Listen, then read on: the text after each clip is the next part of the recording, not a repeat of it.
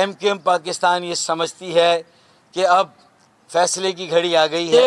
میں ان کو یقین دلاتا ہوں کہ ایم کیو ایم پاکستان واپس آ گئی ہے. ہم واپس آ گئے ہیں. اگر وہ ریڈ لائن ہے تو ہماری بھی یہ ڈیڈ لائن ہے. بھائی مرد کے بچے ہو تو تم خود آ کے جواب دینا. ہم کاؤنٹ نہیں ہوتے تو صرف اپنی مرضی کی پالیسی پر ٹھپا لگانے کے لیے ہمیں بلاتے ہو کہ ایک پورے طبقے کو دیوار سے لگایا نہیں بلکہ دیوار میں گاڑ دیا. اور ظلم سہنے کی سکت نہیں ہے کراچی والوں میں, حیدرآباد والوں میں. ایم کیو ایم پاکستان یہ سمجھتی ہے کہ اب فیصلے کی گھڑی آ گئی ہے. اب ہمیں کوئی فیصلہ کرنا ہوگا. اور میں کراچی کے شہریوں کو بھی یہ یقین دلاتا ہوں کہ چاہے وہ ریٹائرڈ ملازمین ہوں, کے ایم سی کے, کے ڈبلیو ایس سی کے, کے ڈی اے کے, ٹاؤنز کے ریٹائرڈ ملازمین ہوں, میں انہیں بھی یقین دلاتا ہوں کہ وہ اکیلے نہیں ہیں. آج یہاں بڑی تعداد میں وہ موجود ہیں.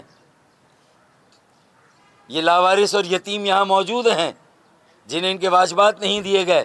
وہ تنہا نہیں ہیں. جو ایم ڈی کیٹ کے مارے ہیں, جو ایم ڈی کیٹ کے ظلم کا شکار ہیں, وہ تنہا نہیں ہے.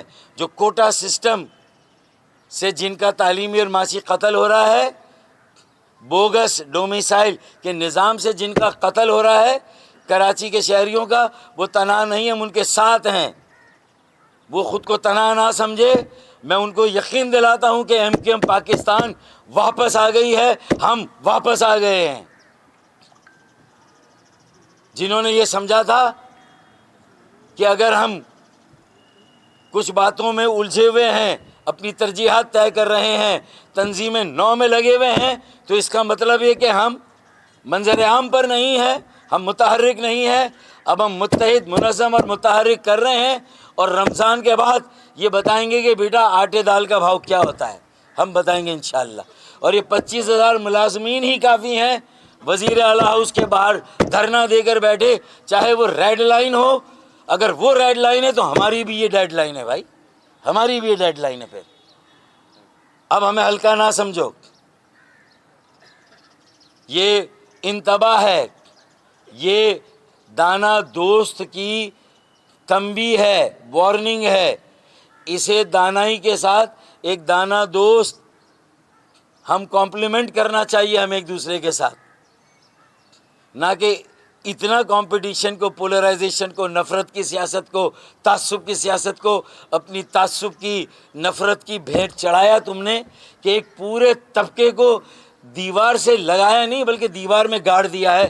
میرے خیال میں اب بس ہو گئی ہے. اب اس کے بعد میرے خیال میں اب کوئی اور ظلم سہنے کی سکت نہیں ہے کراچی والوں میں, حیدرآباد والوں میں. تو یہ میری آخری وارننگ. میرے ان لفظوں کی اہمیت کرو. اور وہ میری بہن اور بیٹی سعدیہ, میری اس پریس کانفرنس کا اگر مرد کے بچے ہو تو تم خود آ کے جواب دینا. اس میری بیٹی اور بہن کو آگے کر کے اس کے ذریعے سے میری پریس کانفرنس کا جواب دے کر اسے غیر اہم سمجھ کے اسے جو ہے وہ ٹال کر اب تم اس کے اوپر سے نہیں گزر سکتے.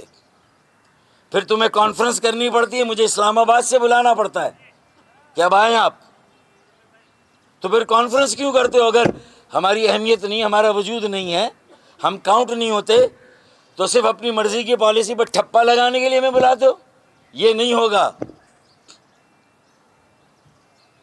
کراچی والے تنگ ہیں اور خدا کی قسم ان تنگ لوگوں کو میں نے ڈمپر کنٹینر کی تو آج بات ہی نہیں کی. خدا نہ خواستہ میں بات کروں پھر کچھ ہو جائے تو کل میرے گلے مصیبت پڑے, تو میں یہ بات ہی نہیں کر رہا. میں نے آج صرف بات یہ کی ہے کہ یہ جو کچھ ہو رہا ہے یہ صحیح نہیں ہو رہا. ریاستی ادارے, سرکاری ادارے, وفاقی حکومت, supreme court, Sindh high court اس کا نوٹس لیں.